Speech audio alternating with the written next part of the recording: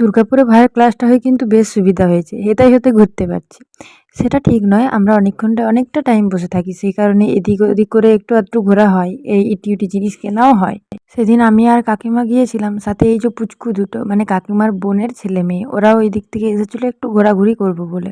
পুচকিটার নাম হচ্ছে যে অর্ণা আর পুচকুটার নাম রামকৃষ্ণ। রামকৃষ্ণ ভীষণ জেদি। এসের থেকে ও গাড়ি দেখতে পেয়েছে, ও গাড়িতে নাকি ওকে চড়াতেই হবে।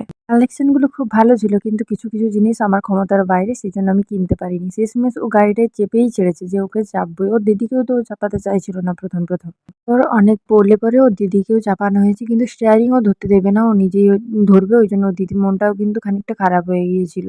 তার ইচ্ছে ছিল এই গাড়িটাই চাপার, কিন্তু ওই যে বড়দেরকেই স্যাক্রিফাইস করতে হয়, তাই ছোটটা যেটা চেয়েছে ওটাতে ওকেই চাপতে হয়েছে। আবার চাপার পর শেষমেশ বলছে আমি নামবো না, আমি আবার ঘুরবো। এই নিয়ে বাপরে কত বুঝিয়ে ওকে নামানো হয়েছে। জাংশন মল থেকে আমরা চলে এসেছিলাম স্মার্ট বাজার। কাকিমার কিছু জিনিস কেনা ছিল। আমিও একটা কাঁচের ডিব্বা নিয়েছিলাম, কিন্তু সেটা আমার আর দেখানো হয়নি। এত রোদ গরম ছিল সেদিন, তবু আমরা থামিনি। আমরা ঘুরবো তো ঘুরবোই। আবার সেদিন ছিল রামকৃষ্ণের জন্মদিন।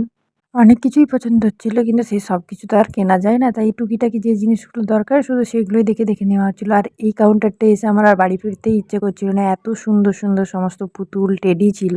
তারপর মনকে কোনোরকম বোঝালাম যে না, তুই বড় হয়ে গেছিস। তারপর আস্তে গুটি পায়ে আবার ফিরে এলাম, কারণ ভাই ওদের ছুটি হয়ে যাবে, তার আগে আমাদেরকে পৌঁছে যেতে হতো ওখানে।